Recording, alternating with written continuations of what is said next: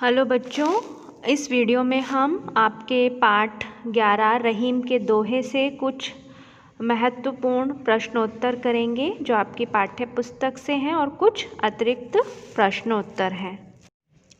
आपकी पाठ्य पुस्तक से पाठ 11 का पहला प्रश्न है, रहीम ने क्वार के मास में गरजने वाले बादलों की तुलना ऐसे निर्धन व्यक्तियों से क्यों की है जो पहले कभी धनी थे और बीती बातों को बताकर दूसरों को प्रभावित करना चाहते हैं। दोहे के आधार पर आप सावन के बरसने और गरजने वाले बादलों के विषय में क्या कहना चाहेंगे? उत्तर, रहीम जी ने क्वार में गरजने वाले बादलों की तुलना निर्धन हो गए ऐसे व्यक्तियों से की है जो कभी धनी थे और बीते ज़माने की अहंकार से भरी बातें करते हैं। मतलब वो किसी ज़माने में तो अमीर थे लेकिन अब जो है वो निर्धन हो गए, लेकिन वो बातें अपनी उसी ज़माने की करते हैं और अहंकार से भरकर करते हैं। ठीक वैसे ही जैसे क्वार के महीने के बादल सिर्फ गरजते हैं, बरसते नहीं।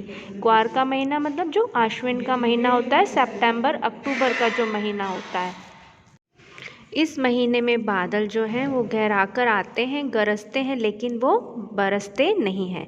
वहीं सावन में गरजने और बरसने वाले बादल उन महान व्यक्तियों की भांति हैं जो दूसरों के लिए आदर्श स्थापित करते हैं। वे आडंबरों और दिखावे की तरफ ध्यान नहीं देते। आपकी पाठ 11 से अतिरिक्त प्रश्नोत्तर हैं। उसमें पहला अतिरिक्त प्रश्न है, कवि ने सच्चे मित्र की क्या पहचान बताई है? उत्तर, कवि के अनुसार सच्चा मित्र वही है जो विपत्ति की कसौटी पर खरा उतरता है। कसौटी मतलब एक काला पत्थर जिससे हम सोने की शुद्धता को परखते हैं, और मित्र की शुद्धता या मित्र सही है या गलत है उसको परखने की कसौटी क्या है? वो विपत्ति रूपी कसौटी है। अर्थात मुसीबत आने पर जो हमारा साथ नहीं छोड़ता वही हमारा सच्चा मित्र होता है। आपका दूसरा अतिरिक्त प्रश्न है, मछली का जल से सच्चा प्रेम होता है, इसका कवि ने क्या प्रमाण दिया है?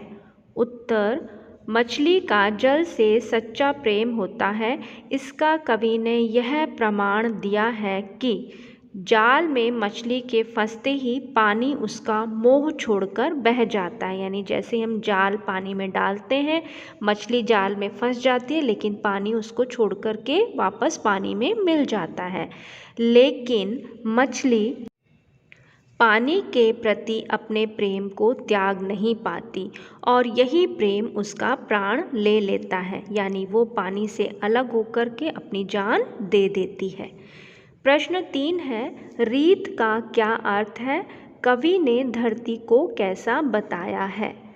उत्तर, रीत का अर्थ है तरीका या नियम। कवि ने धरती को सर्दी, गर्मी, बरसात जैसे हर मौसम को समान भाव से सहने की क्षमता से युक्त बताया है। यानी पृथ्वी में क्या शक्ति होती है या क्या गुण होता है? सहनशीलता का गुण होता है। आपका चौथा अतिरिक्त प्रश्न है, वृक्ष और तालाब से हमें क्या शिक्षा मिलती है? उत्तर, वृक्ष और तालाब से हमें परोपकार की शिक्षा मिलती है।